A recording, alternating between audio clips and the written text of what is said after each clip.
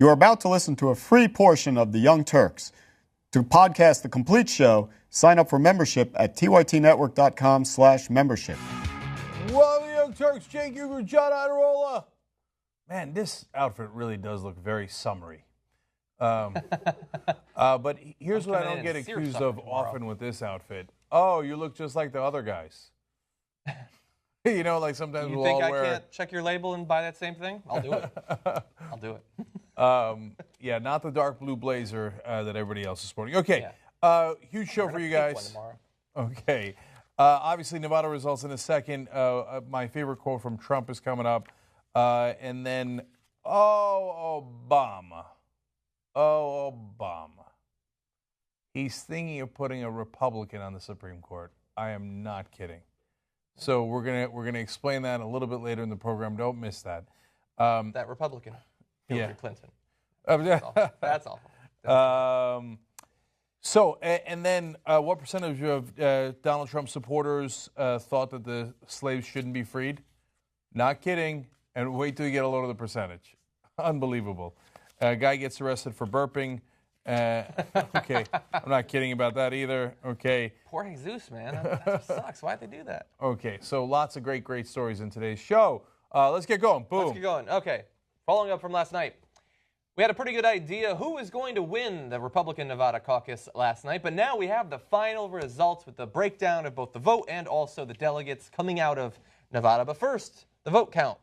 45.9% of the vote went to Donald Trump, 23.9% to Marco Rubio, narrowly beating out Ted Cruz, who was at third at 21.4%.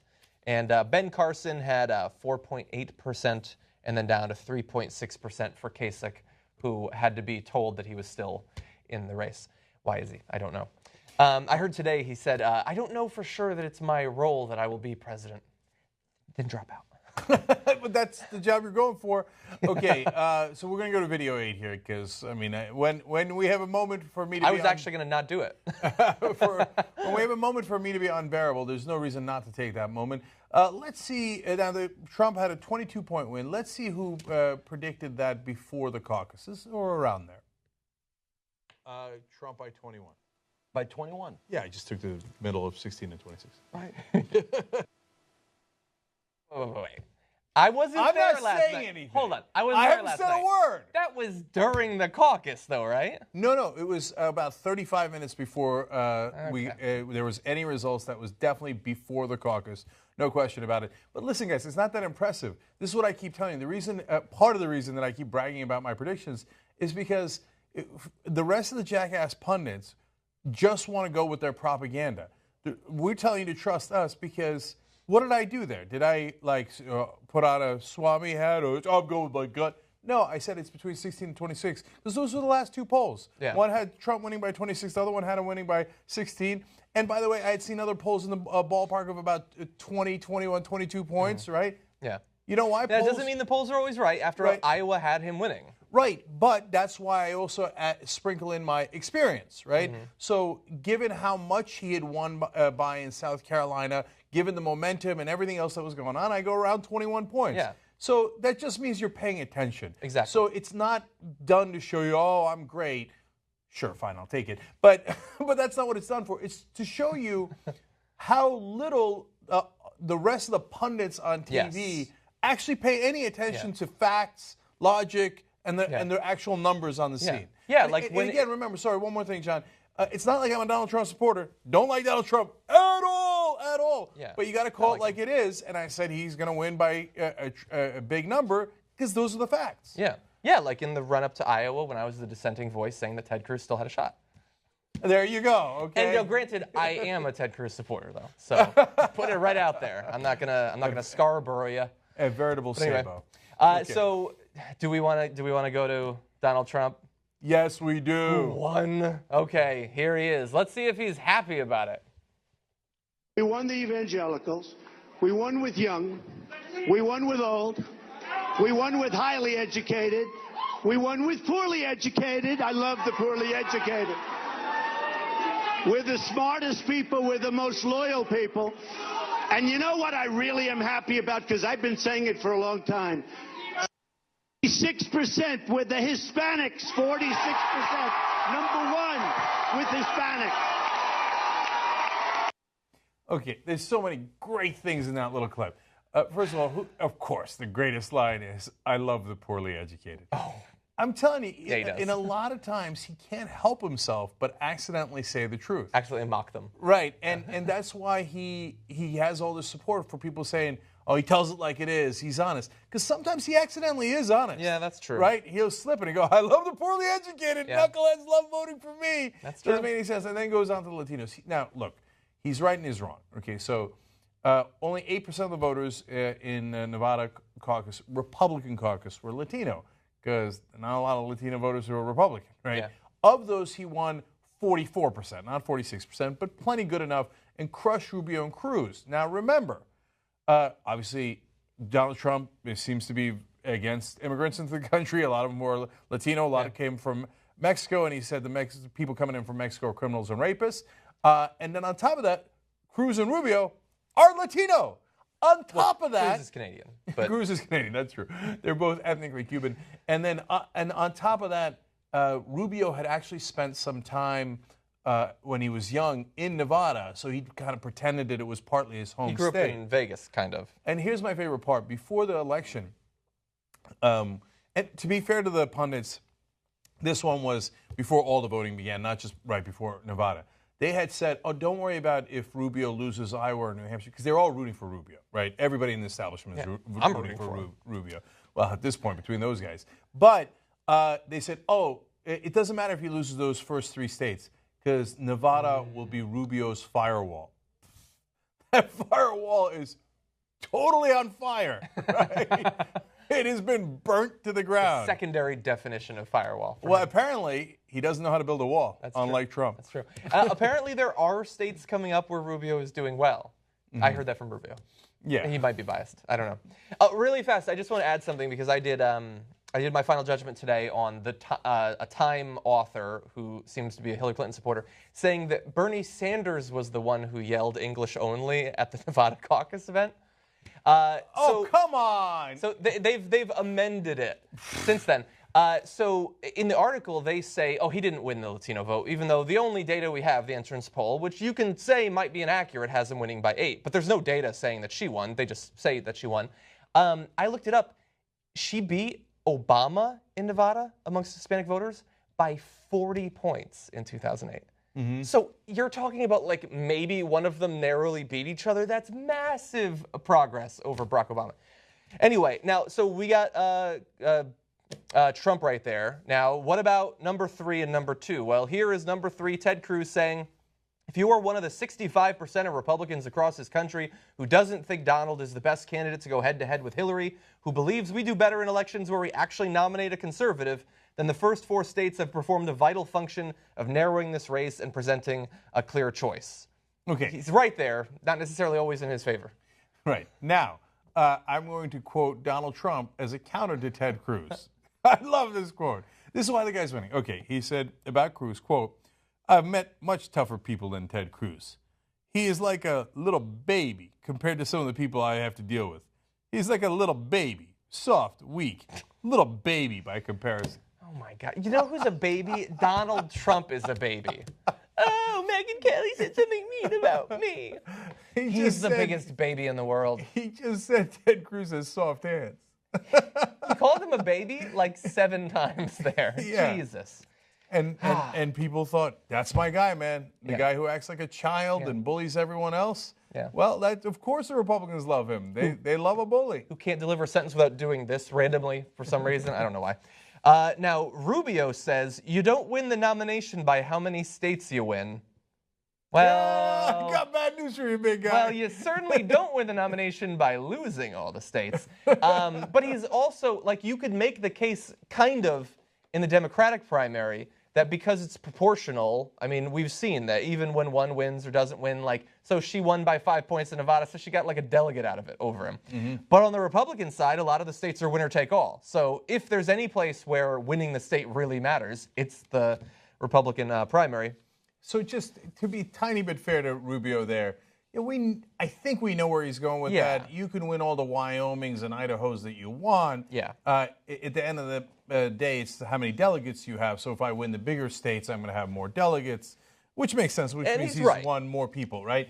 But it sounds like an asinine thing to say after you have lost all 4 states that you've been, and you're terribly trailing in the delegate count. Yeah. So, you know, don't go around bragging about how you came in 3rd or 2nd or 5th. You know, it's at this point, we're past the time when you tell me coming in 2nd or 5th, like he did in New Hampshire, is somehow a win for you. Yeah. Because at some point, you're going to have to actually win the states. Exactly. Yeah, if you want to make that case on like the Democratic side, where they were literally, like David Brock has an article out saying like, okay, you want to keep running Bernie, fine, keep running, but stop criticizing Hillary because she's going to be the nominee.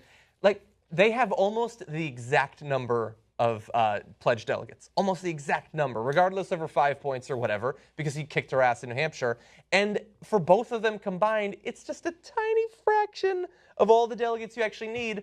And now there have been 3 national polls in a row showing Bernie beating her nationally. The most recent one by 6 or 7 points. So get out of here with your momentum talk. But why don't we take a look at the overall delegate count for the Republicans? Because again, it is still early, but maybe Rubio's got a point. So in this graphic, graphic 6, you're going to see how many delegates they got in Nevada.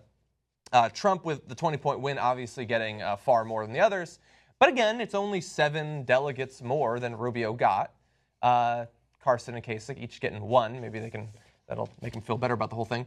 And then if we go to this Washington Post breakdown of how many they got from each of these states, you're seeing a fairly large lead there by Donald Trump over Cruz and Rubio, let alone Kasich and Carson. South Carolina was winner take all, so he got all 50 from there. That makes a gigantic difference. Exactly. But he crushed them in South Carolina, so it's fair that he got a big. It's not like he squeaked out a victory and wound up getting 50 delegates. No. Exactly, yeah. He did really well there. Yeah, because the way that it works, it's winner take all, but there's also like a regional proportionment thing where if you'd done really well in one region, you could have gotten some. But no, he did well across all areas of South Carolina. So that graphic actually didn't have the most recent updates for Nevada. So why don't we go to this? This is going to show both how many they have now. So Trump is actually up to 81, not the 79. And you see there that they need over 1,200 to get the nomination. So we are still very early on in that process. There are more than 2,000 available, and we're looking at a very small portion of that currently delegated out. But, he's still far leading in the national polls and in all those states coming up. But it is amusing to hear Rubio and Cruz talk about how greatly positioned they are as they're getting pretty much slaughtered by Donald Trump. Yeah, exactly. Okay, that's very frustrating. I'll just say one last thing about what John just mentioned. Now Bernie Sanders has. I was a little down on the Bernie Sanders situation after he lost by 5 in Nevada, and I moved him back to an underdog at 45%. I was looking at some polling in some of the states that are coming up. Started to get even more down on him, thinking that bringing him down at 40% in my mind, and I hadn't talked about it on air yet. And then a new wave of polls came out, and all of a sudden, Bernie Sanders winning nationally, not catching up. Oh, we're field to burn, or here comes Bernie. No, there goes Bernie. So that's it. He's ahead in all those polls. A Reuters poll came out today. He's up by 4.4% nationally. Yeah. And then Reuters, I've never heard of him. Now that's very, very important. But also, more importantly, in states where we're going to have these primary contests coming up, like Ohio, all of a sudden he just passed her in Ohio. He's in Ohio. Yes, he's got a 1-point lead on her in Ohio. Now you can call that a tie, but he was way behind. So Ohio Super Tuesday? Ohio is a little bit later than that. Okay. That's March 15th. That's the big date. That's the big date that we've been talking about. Okay, the Ides of March. Might be Ides of March for Hillary Clinton. So the fact that he caught her in Ohio, to me, is a huge, huge sign. He's also at a record distance between her favorability and his favorability. He's now crushing her, and is the biggest lead he's had on favorability on her. So when you look at all that, every one-on-one contest, now dozens of polls, right? She's losing to Donald Trump in Ohio by a couple of points. He's beating Donald Trump by 5 points in Ohio. But is Ohio, you got to win. Is Ohio relevant in a presidential election? Exactly. Well, right? But that doesn't have anything to do with electability. Yeah. So what happened in Vegas for Bernie was not good. But everything since then has actually been, for me, even surprisingly, almost shockingly, good numbers for Bernie Sanders. You know, this race might be, again, back to very, very close. So that's why what John mentioned earlier about how David Brock is saying Bernie Sanders shouldn't say anything bad about Hillary Clinton because she will be the nominee, so he shouldn't damage her. Yeah. Well, first of all, David Brock is the person who has said the most negative things about Bernie Sanders. Definitely. Who has apparently at least got a 50% chance of being the nominee, so ironic that he would say that. Second of all, this whole presumption that Hillary Clinton will win is both enormously grating and annoying, condescending and patronizing, and I am the establishment, and I have already deemed her the winner, right? Yeah. And second of all, you knucklehead, it's counterproductive. Anybody who watches that makes you go, oh yeah, oh she's the nominee. All right, then okay, fine, I'll vote for Bernie Sanders, and so let's see what you think of that. Yeah. Look, David Brock's done some great work in the past, but his people go crazy when it gets to, like he has, and there are other people that I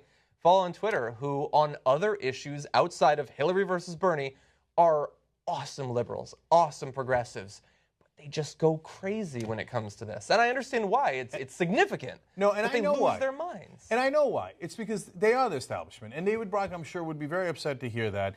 And I've worked with him in the past, and I have nothing but good, positive relationship with him. Okay. So I don't say this out of any animus at all. I would, if anything, I'd be rooting for him. But he is one of the guys on the left who collects a tremendous amount of money to use for the right causes and causes we agree with. So does that make you part of the establishment? Of course it does. And so for the people who collect all that money for what they view to be good causes, the idea of Bernie Sanders not using that money, not using that system, in fact, getting rid of that system, well, that's got to be A, deeply disturbing and disconcerting, and B, he can't believe it, right? So he's not just doing it to be condescending. All those people who are used to the system, they're like, no, it's no way. No, it can't be Bernie Sanders. Yeah. It can't be. But unlike you guys, I got to be honest with you now, I'll be condescending back. I can read numbers, and I understand them. We used to criticize the Republicans for not being able to do math. Their war on science included their war on math. Yeah. Well, I can see the poll numbers. He beats Hillary Clinton now in all the national polls, and now you're telling me she's the presumptive nominee. He overcame a 60-point lead, and he's leading in every poll. Okay, on top of that, one-on-one matchups. In every general election matchup, Bernie Sanders does significantly better than Hillary Clinton. Every one of them, for at least a dozen polls. Yeah. So if you can't read that, I mean, I could help you with the math, okay? Two can play at this condescending game. So you better not say anything bad about Bernie Sanders, the presumptive nominee who's leading in all these polls. So shh. I don't think they're going to. Okay. Probably not. Okay, more Trump. Yeah.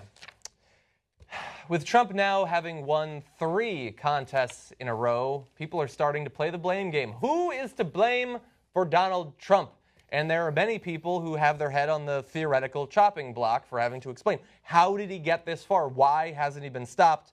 Now, the first, perhaps somewhat understandably, is the sort of gatekeepers for the Republican Party. Reince Priebus, the RNC, those who are, whether you like it or not, they see it as their job to sort of carefully choose who is going to represent the party.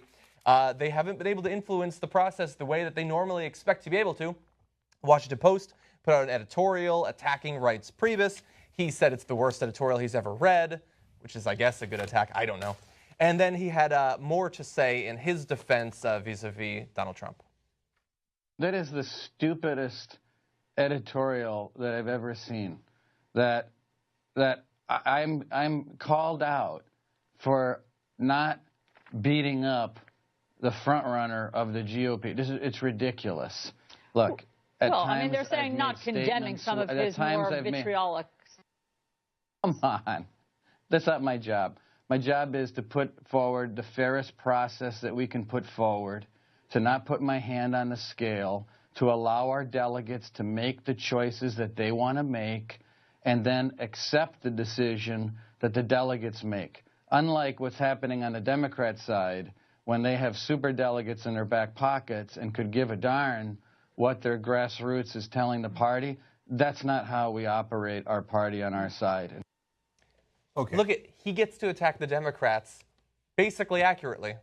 Yeah. For having the superdelegates, which are anti-democratic. That's right. And so I'm going to go ahead and shock the world here and say I largely agree with Reince Priebus, perhaps for the first time. And I largely agree with Donald Trump on this issue as well, a guy I obviously can't stand for a number of reasons. Mm-hmm. So let me break down for you. She says, isn't it your job to call him out for being vitriolic? No, it's not. His job is to be the head of the GOP. Then he would have to call out almost every Republican nominee, not just on the presidential side, but every Senate, every House race. And that's what they live and breathe, vitriolic. That's what they do. Yeah. So part of what's annoying to me about not just the interview here, but the Washington Post editorial that started all this, is this idea that this is the first time the Republicans have done this. So it is. Mm-hmm. They said, this is so laughable. They said it's more important to be an American than it is to be, pro GOP here. What do you? First of all, no. The guy's his job is the head of the RNC. His job is to be the head of the Republicans. So he's not going to put the country above his party. Never has. He could say that. Never going to do that. For you to assume that he'd be like, no, you know what? I should lose this election for the Republicans because it would be bad for the country. Well, first of all, that's like your opinion, man. That would be admirable. Right. But of course he's not going to do that. If he was going to do that, he should lose every election for the Republicans. Yeah, because they're terrible. And which then leads to the second point. Like the Washington Post and the establishment saying like, I do declare, it turns out we found one Republican who is vitriolic and full of hatred. No, the whole party was built on hatred. So now when this Frankenstein they have created is marauding through the village, knocking over everything in his path, you can't turn around and be like, oh, I'm so surprised that you're calling him Frankenstein. It's based on Dr. Frankenstein who built him. Dr. Frankenstein is Reince Priebus and the rest of the Republican Party. Okay, Trump just happens to be the guy. Yeah. But they built this monster. Yeah. So then for the Washington Post to go, oh, tut, I do declare we have a monster on our hands. I would say if this was a turning point where from now on, they will apply this evenly to all candidates who are terrible for America, then I would be all for it. But I don't think that's what this actually represents. And the other part of it that I agree with Reince Priebus, obviously in an ironic kind of way, but this part is not even ironic. So the idea that the Washington Post is putting out there that Reince Priebus and the RNC should fix the election somehow, not fix it like vote rigging or anything like that, but should put all their weight on the against Trump on the scales and should make sure Trump loses, is deeply undemocratic. Yeah, that's right. And so. I don't agree with Trump, as I've said it a billion times, right? But I'm not a Republican. The Republicans get to vote, and you have to respect the voters' will. And then we'll have a contest with a Democrat, and we'll see who wins, okay? But you can't turn around and go, I do declare the establishment has picked a pick, and so hence it shall be that pick and not the one that the voters want. Well, there is that form of government. This ain't it. Our form of government is a democracy where the voters decide, not the establishment. I disagree in part, depending on what they think he should do to stop it. Mm-hmm. If he should do some behind-the-scenes thing where he fucks them over or like, fuck the votes, who cares, we're just giving it to someone else, I don't agree at all about that. And I largely think that it's not his job. It's the media's job. It's every American's job to educate people, to talk about this. That's one of the fundamental assumptions about democracy is that we're going to be trying to educate each other so that we don't just vote technically without thinking about it, without having any information, but that it's an informed vote that actually benefits us and the country. That's more the media's job. It could be partially his job. Like, after all, the head of the DNC isn't going to allow, like, just because some KKK leader all of a sudden assembles, 51% of the electorate, you can still try to educate people, but you can't rig the system. Do you disagree with me there? You think that it's not even his job? And I'm not saying it's his job, too. I'm saying he can, since, after all, he's not just the head of the GOP. He is a lifelong Republican who cares about the party, who cares about the direction of the party. I do disagree. I hear what you're saying, and I think it's incumbent upon other Republicans, including Republican leaders, Mitch McConnell, whoever you want to say, to speak out and say this is not what we're in favor of, okay? Just not him because he's the leader. Okay. The one guy who can't do it is Reince Priebus, okay, who's the head of the RNC and must be neutral. I mean, look at how mad we are at Debbie Wasserman Schultz for not being neutral and for putting her thumb on the scale for Hillary Clinton, which is super obvious. And that's unacceptable. That's true, although I would say that those are all examples of things where I think they're rigging the system, not simply trying to educate voters. In fact, they're trying to do the opposite of educating voters. She was trying to stop debates from happening. I know, but if Debbie Wasserman Schultz went on a propaganda campaign to educate the voters about how bad Bernie Sanders is, believe me, we'd be super pissed. You got me. Yeah. Okay. I don't care about Reince Priebus either way. Now, okay, look. You might say the Washington Post part of the political establishment, perhaps not of the GOP, but they certainly have a dog in this fight. Let's go to someone who clearly does not have any preference when it comes to who will end up being president, Chris Matthews. So he had similar criticisms of the GOP establishment. Now, he's not talking specifically with Reince Priebus here, but he's discussing sort of the idea that there should be safeguards against people like Donald Trump becoming the nominee. You'll see that in this video. There is no establishment. That's what I think we're seeing here. Right, that's fractured. Brian and Rachel, what we're seeing here, I think, is what we're probably seeing across the country. The lack of reality or of fervor or of commitment of the Republican establishment to stand up to Trump. They sit and fiddle about it and worry about it and, worry. And here he is winning, and nobody puts together an organization to stop. By the way, have you heard from Reince Priebus tonight? I mean, where is this guy? He's the party chair, and he has no leadership. Where is the guy? You know, Harry Reid was out here working every one of the casinos. He made sure his party won. And you can bet Debbie Wasserman Schultz has a favorite in this race.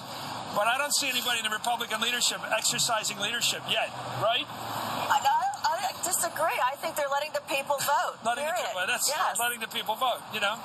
That's leadership. A lack of reality, says the man sitting 30 feet from a plywood Brooklyn bridge. I find that clip amazing. The reason why it's poor quality is because one of our viewers sent it to us. Exactly. And I love that you did, because we wouldn't have found it otherwise. Because it's the live coverage. They don't archive all of that online after the fact. And so thank you for being part of the show and making this show happen. So, and you were right to send that to us, because look at Chris Matthews' attitude. Let the voters decide. Whatever you want. Oh, you can just vote for whatever you want. Isn't that amazing? Yeah, that's a democracy where the voters decide and they vote for whatever they want. Yeah. Now, look, Donald Trump's a fascist. I can't be any clearer than that. Mm-hmm. And I wish that they wouldn't pick him. But you almost have me rooting for him because of how unbearably undemocratic you guys are. Because he's so pro-establishment that he thinks it should be rigged. Yeah. I mean, he says Debbie Wasserman Schultz clearly has a favorite. He said it, right? Well, that's good. He acknowledged it. That's right. She does. She wants Hillary Clinton to win. She's supposed to be the neutral referee who's the head of the party. Yeah. That's a terrible thing. That's not a good thing. He loves it. Like, look at the Democrats are doing a good job of rigging their election. Why can't the Republicans rig theirs? Right? Yeah, I don't know that right there he's saying they're doing a good thing because she has a clear favorite. I think he's saying, I think he hates Trump, doesn't want Trump, and he's like, well, if the Democrats are going to be biased, they might as well be equally biased. Would you be on his side if he wasn't speaking about the head of the RNC? If he was just saying, where is the media to educate people about Trump and all that? Would you be on his side then? Oh, absolutely. Because that is his job. He's arguably not doing it. I haven't been watching his show, as most people don't. But it's specifically because he's talking about the RNC that you think he's going over the line. Of course. Okay. No, look, it is the job of the media to bring you all the facts. Here are the policy positions. Here's what Donald Trump has said. Here's why it is deeply problematic, right? But it is not the job of the Republican Party to pick a king and say, okay, this is our choice. Now you must deal with it, right? And you're supposed to have votes. They are having votes. And Donald Trump didn't barely skate by in Nevada, the election that Chris Matthews is pissed about. Yeah. He won by 22 points. So what did you want Reince Priebus to do? To come in on the ground and to say, okay, like, and be like, no, everybody, don't vote for Donald Trump. Don't vote. And Reince. Well, the one thing he could do is he could have had some, when I say control over the caucus situation, I don't mean to control the outcome, but we have video of the people heading up the local caucuses wearing Trump gear. Yeah, like there was just chaos. It was a mess. No, that's a fair point. And if Matthews is partly referring to that, I'll give him that. Yeah. But you can tell by the end his dismissive nature of it, just letting everybody decide. Whatever you want. Anybody decide? Yeah. Like the public? Ridiculous, right? Yeah. So, look, again, they get me to not root for, but make a case for, because the guy's right in this case, for people I can't stand. Reince Priebus said, it is not my job as the head of the RNC to tell the voters which way they should vote. And he's exactly right about that. Yeah. In fact, it is his exact job to be neutral. And he said, you want me to go and criticize the guy who's our leading nominee? Mm-hmm. Do you have any idea how preposterous that is? Right? That the head of the RNC should say, don't vote for my guy. He's winning by a lot. He's very likely to be our nominee. But you know what? He's a little vicious and a little racist. Yeah, of course he is. All of your nominees have been, almost all. I still don't fully agree, because he's the leader of the party, but he's not just the leader in regards to supporting whoever is going to run for the presidency. I mean, if he thought that Trump was definitely going to lose, was going to make the party look terrible, was going to cause them to lose congressional and Senate seats, and that it would long-term do damage to the Republican Party, it would be his responsibility as the leader of the party to stop that from happening. I'm not saying that he thinks that, but I'm saying that there are situations in which there are longer-term consequences to somebody being your nominee.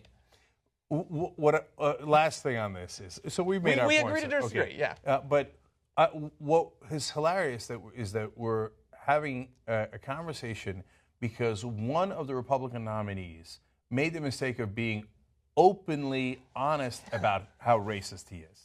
And the Republicans and the establishment are in a panic. Oh, no, he exposed them. They're not pissed that, I mean, they ran a Southern strategy, which was openly racist, which they later even apologized for. Ken Melman, former head of the RNC, came out and said, we're sorry, we ran a racist strategy for decades. But they never talk about that. They don't ask everybody, every head of the RNC to come out and say, sorry, we ran yet another racist campaign. In 2004, they ran a purposely homophobic race just to get people to vote against gays. Yeah. They put it on the ballot. So we know all this. It's a fact. It's a fact, right?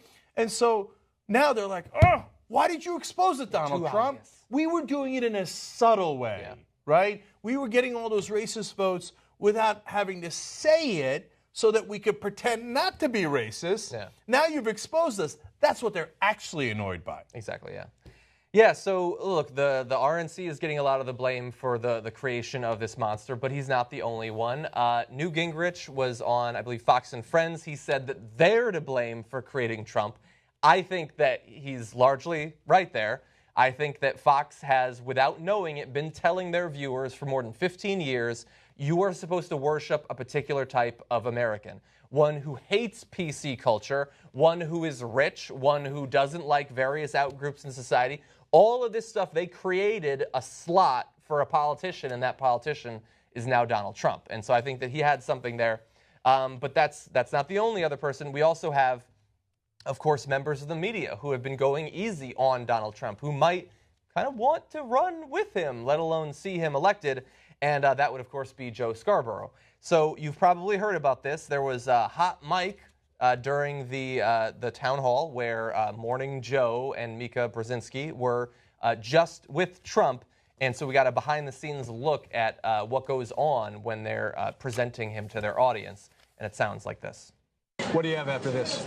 I make a speech, get on a plane, make a speech. I'm working. Well, I tell you what, the Bloomberg poll, all the polls out today look great in South Carolina.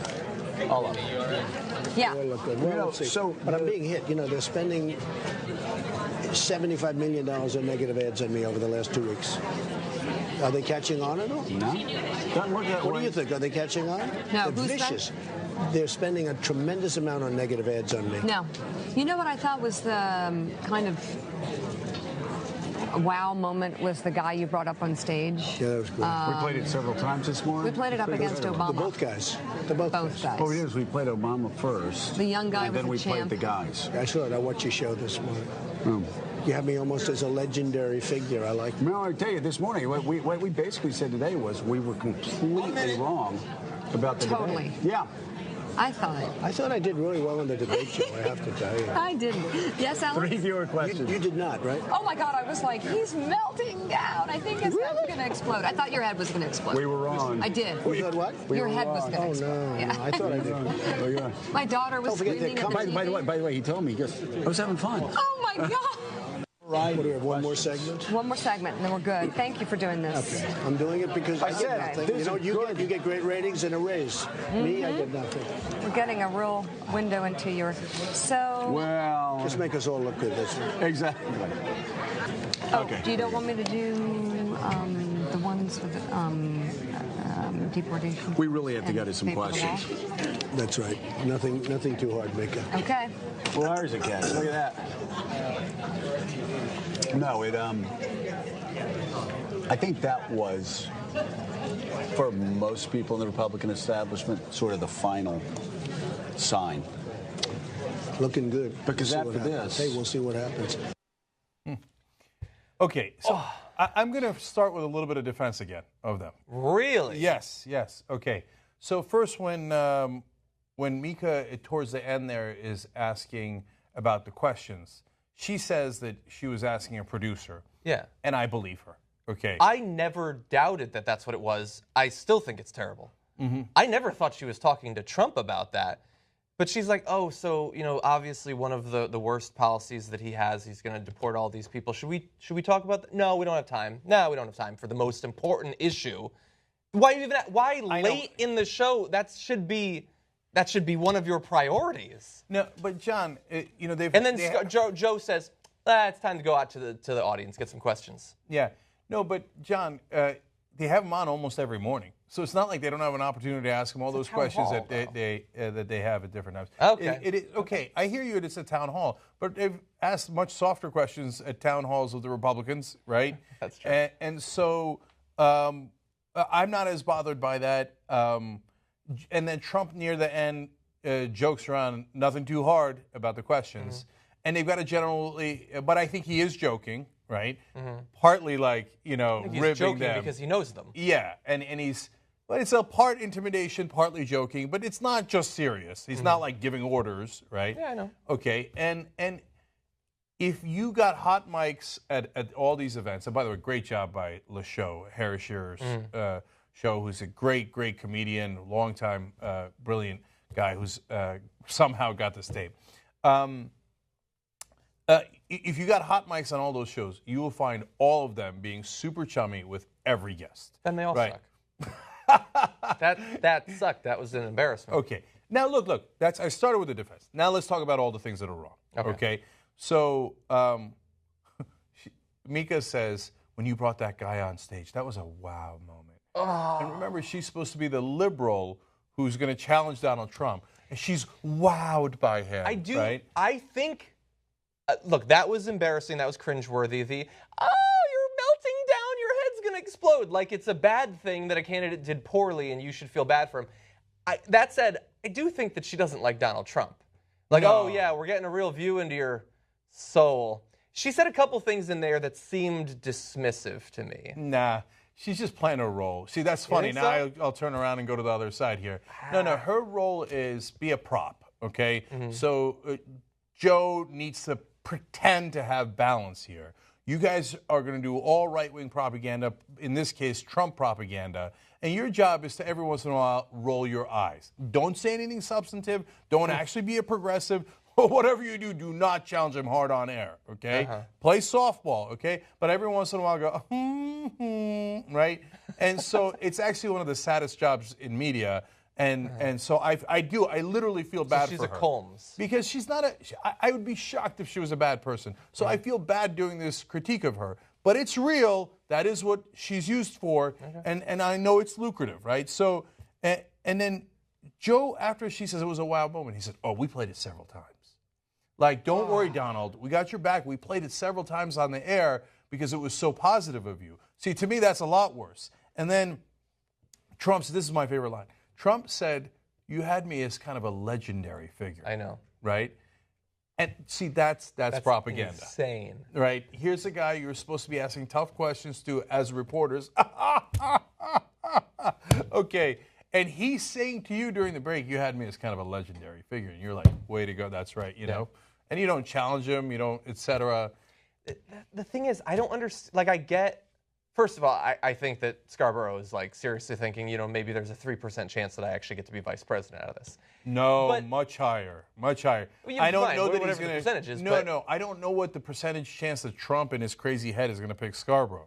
But Scarborough thinks it's much higher than 3%. So Scarborough's definitely playing to that, no question about it. Okay. You can tell it in this hot mic. More importantly, you can tell it with everything he does on air. Yeah, just covering the amount that he does. Other people would act similarly in the media because they don't want to lose access to Donald Trump. But I would argue, man, as much as you guys want him because he's good for ratings, I don't understand how he's good for their ratings. I don't understand how people are like, oh, I want to listen to Morning Joe so I can hear Donald Trump say the same thing he's said for the past 90 days. But fine, he's good for ratings or whatever. He wants you to cover him far more than you want him for ratings. He is desperate to be on Morning Joe and to be on all the shows that he calls into. Yes, if you critique him, there's some chance you might be blacklisted. But God, he desperately wants to be on. I don't think, even people that he has criticized, so the second they say something nice about him, he does his Trumpian thing where he turns around and all of a sudden he's their best friend again. Like they're afraid of something happening that's almost certainly not going to happen. So that really gets to the most important central point of what we find out through this whole open mic situation. And when they say, when Trump says, actually, we're making all of us look good here. In the beginning, he says, I'm helping with your ratings, and you're getting a raise out of it. I'm not getting anything. That's not true. You're getting huge numbers in the polling because of all the media attention you're getting. But then he says, we're all making us look good here. And Scarborough goes, exactly. Right? So now, to be fair to Trump, Hannity the other night had the best ratings he's had in a long time and beat everyone as he had Donald Trump on. I know, I just don't think it makes any sense. And for yeah, the but his voters, show normally really, really sucks. Okay, but as decent numbers, got it fair is fair.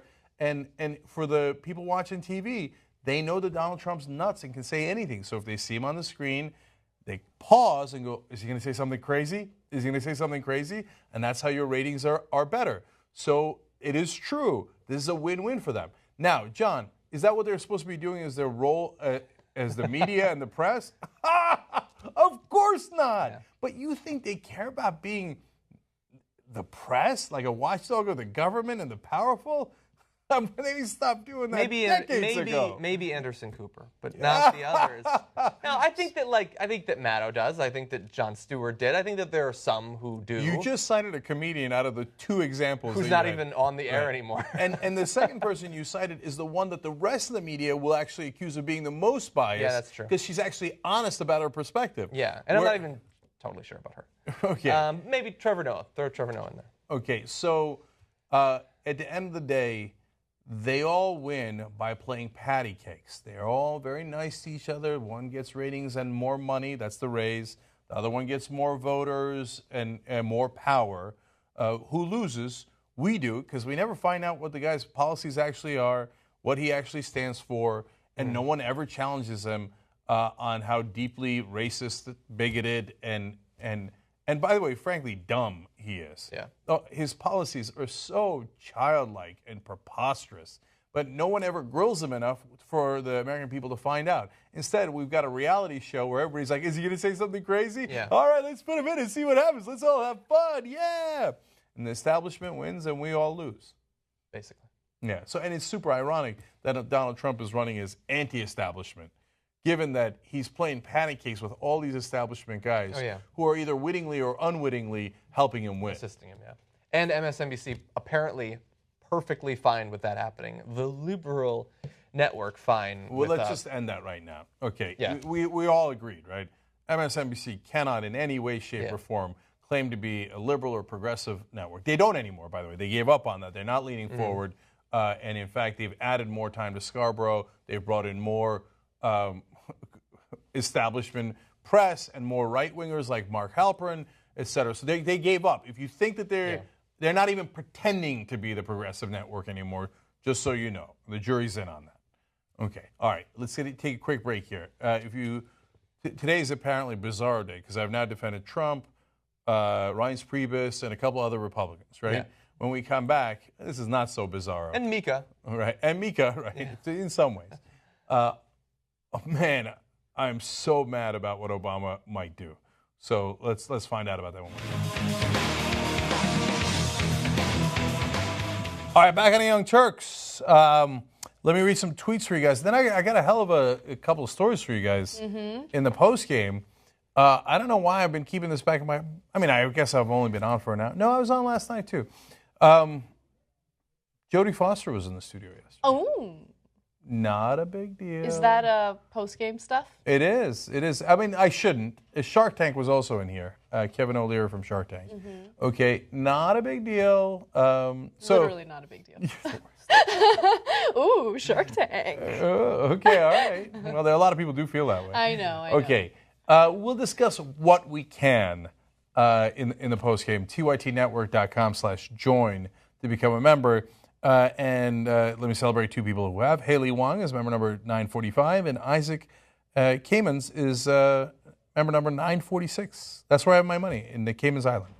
Isaac Caymans Island. Sorry. All right, tytnetwork.com/join so I can make corny jokes about your name. All right, tweets. Esha writes in. Esha sounds like a totally badass Old Testament name. Esha sounds like it's from a Tarantino movie. Anyway, this is a PR stunt talking about Obama nominating a Republican for the Supreme Court. This is a PR stunt to make Obama look better. Vetting means Obama looks good for a bit of publicity. No. A lot of people will make that argument, and I'm sure people get pissed that I'm saying that Obama's actually going to nominate a Republican. I'm not saying it. That's what the reporters are saying. You guys are wrong. I love you, but you're wrong. I've heard this defense for 7 years now of Obama. No, he's playing three-dimensional chess. No. He's going to put a Republican on the Supreme Court with his last opportunity so he can put a really liberal guy when he's not president. I think I might have misunderstood her point, but what I think that he's doing is there's a little element of PR to it, and I think that he thinks that the only way that he can nominate someone is if he nominates someone that the Republicans will like. No, I know, that's right. Yeah. So, but who cares? Yeah, if I could nominate the ghost of Scalia and get the Republicans to agree or whatever, right? Or I can put Mitch McConnell on the Supreme Court. That doesn't mean I should. Right. Right? So Jessica Justice says something similar. Perhaps Obama's trying to prove a point to Republican voters that these guys are against their own party. Still bad plan. Yeah, you're right, Jessica. Terrible plan. Like, what, Obama's going to put a Republican on the Supreme Court and then go, Republicans, you see that? I got you to vote against even one of your guys, but he made it onto the court anyway. I got you. Oops. No. Got us. Okay. So he's not a progressive. He's not. How much more evidence do you need? All right. Anyway, Ben Cosette says, both Bill Clinton and Obama have one thing in common. They both became obsessed with their legacies in their last year. But Ben, all politicians are, right? Now, this is both a defense and an attack of Clinton and Obama. What does legacy mean? If you get something accomplished for the American people, great. That's a legacy that counts. That's important. If you're trying to check off boxes on your promises that you made back in 2008, as Obama is, and you're trying to get credit from the mainstream media and from the establishment, oh man, you know what? Obama worked with Republicans really well. I mean, he even put one on the Supreme Court. What a swell guy. Okay. You know what that means? That means, no, it's not a legacy to help people. It's not a legacy on your ideology. It's a legacy of your ego. Your ego. And yes, politicians are obsessed with their ego. And if you think Obama's not, you don't know him at all. The guy is obsessed with how good he looks. And he's all about ego. Okay? Yeah, I mean, look, it takes a certain amount of ego to want to be the president of the United States, right? Even Bernie Sanders, there's some level of egotistical behavior there. If you want to be front and center and the leader of a country, yes, I mean, I think some of them, like Bernie Sanders, want to change the course of the country for the better, but you want to be the leader of the country. No, there's ego involved, for sure. Anna, super fair point. And look at me. I don't have ego? Of course I have ego. Look at it. Oh, I'm right about this. Right? I mean, so, yeah, I totally acknowledge that, right? But then the question is, when push comes to shove, do you care more about your ego or more about your principles? So Bernie Sanders has a 40-year track record of, look at the guy, right? It's not like he's kept himself together 40 years. I have no disrespect, Bernie. Yeah. But like he gets on the Senate floor with the hair and like, oh, wait a minute, what are you doing? This is not an ego guy, right? Yeah. Yes, everybody's got ego. Politicians all have it. But less concerned about ego than actually things that he is fighting for. Right. Whereas Obama, principles, is like priority number 87. Priority number 1 is Barack Obama. Okay, so if you hate me for that, sad day, because I'm right, and I've been right for 7 years. Okay, so the guy arguing against Obama's ego. Finally, Gregory Riley says, Jordan Chariton, hashtag get Jordan to Hillary so we can ask her the real question. So we were saying earlier that we need to get Jordan, our reporter, by Hillary Clinton so he can ask, hey, do you support Obama's pick for the Supreme Court or possible pick of Sandoval before she gets the poll tested? Okay, by the way, check out TYT Politics. They're doing great work out there. Jordan's breaking a bunch of stories. Jimmy broke a story. It was in Rolling Stone yesterday. That's all on TYT Politics. So youtube.com/TYT Politics. And there's a lot more clips of us as well. Mm-hmm. When we're doing more of the political talk, whether it's the coverage or it's from the show, it's also going on TYT Politics. So make sure you check that out. All right, let's go down. All right. Pictures are emerging of individuals wearing KKK robes in Nevada and holding signs endorsing Donald Trump. Now, before everyone's head explodes, there are a number of caveats that I want to mention. Caveat number 1 is we don't know for sure whether or not these people are actually Trump supporters. They could be people that support a different campaign trying to make Trump supporters look bad. But my argument to that would be Trump supporters already look pretty hideous. You don't really have to go that far to do it. But nonetheless, a number of politicians and media people in Nevada tweeted about this, including some pictures. One of those politicians was Senator Aaron D. Ford, who said, friends of mine observed this at a Republican caucus location this evening. I'll admit I'm boiling right now.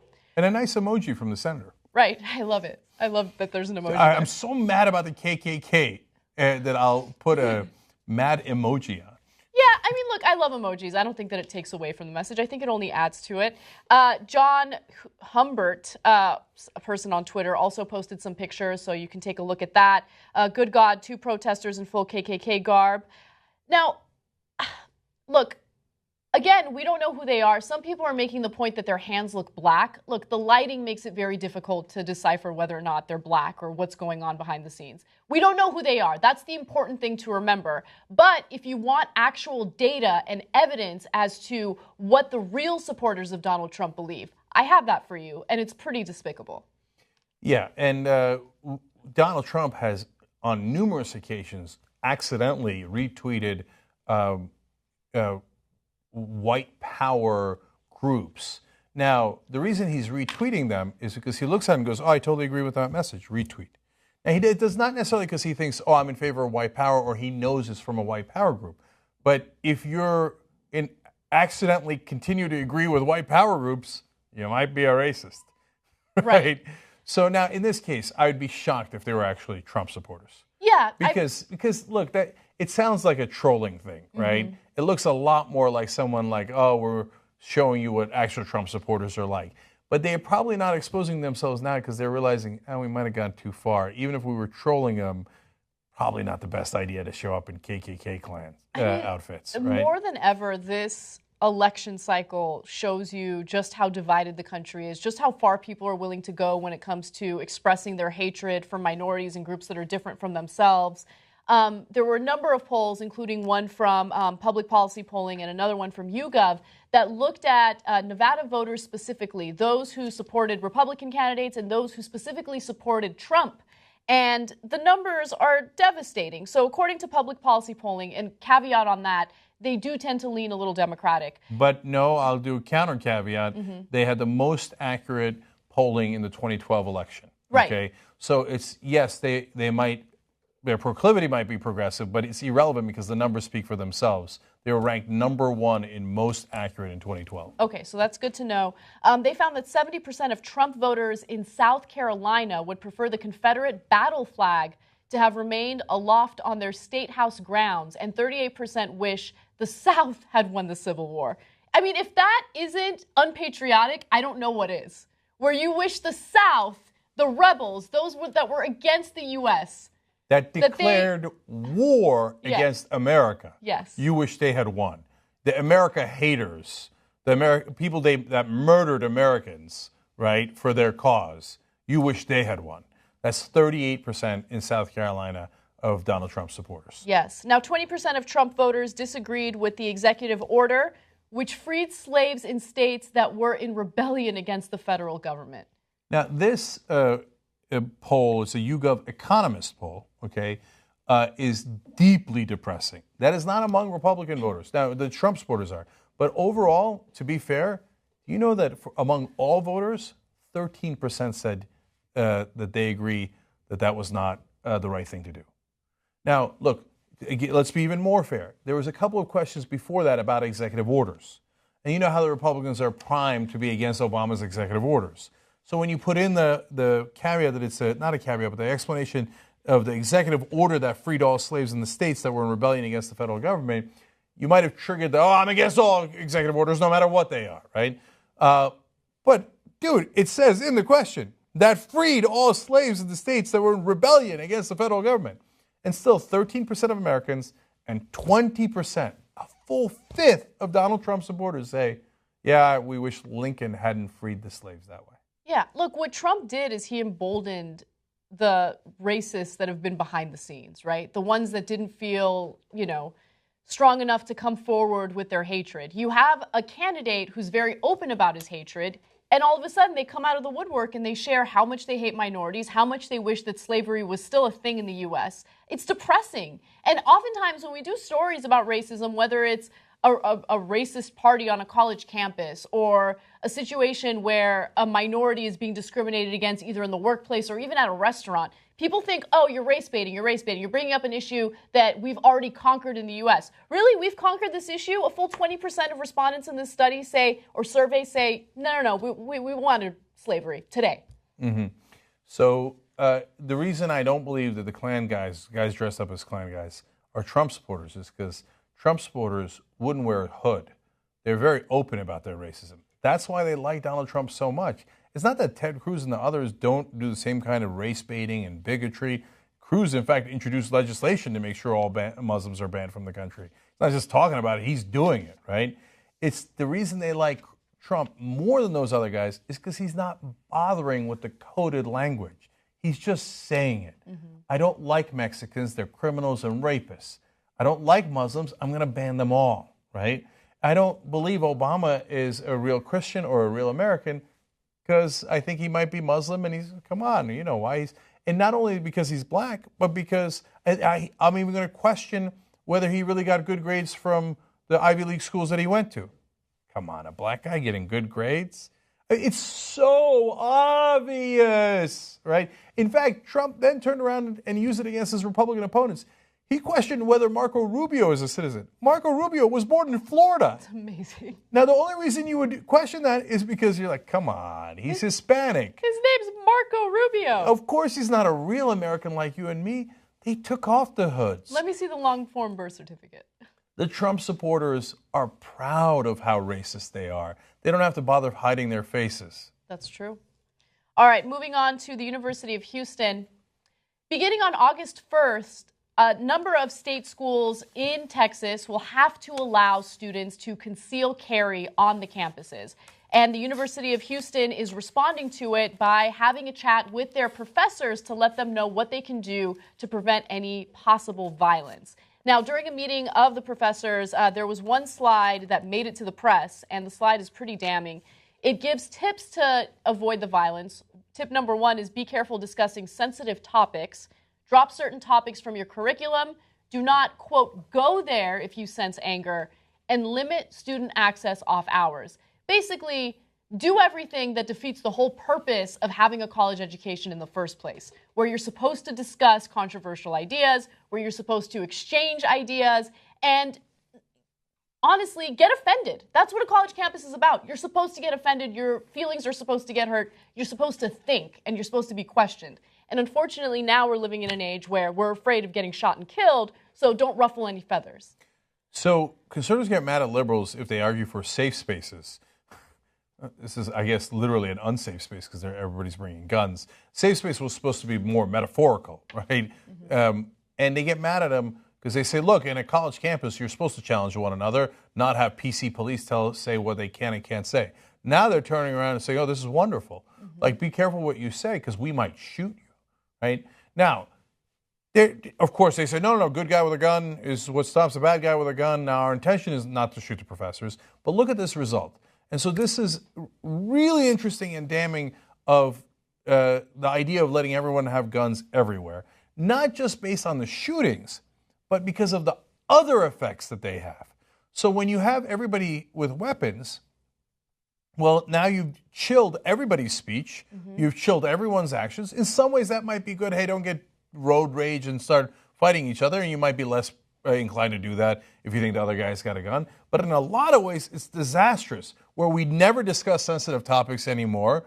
We don't, quote, go there on a college campus. Go where? You're supposed to go there on a college campus. Go there means have an interesting conversation, and say, hey, whether it doesn't matter what the politics is, and a lot of times this has nothing to do with politics. It could be a science class, could be a history class, and have a conversation that challenges the mind. Don't go there.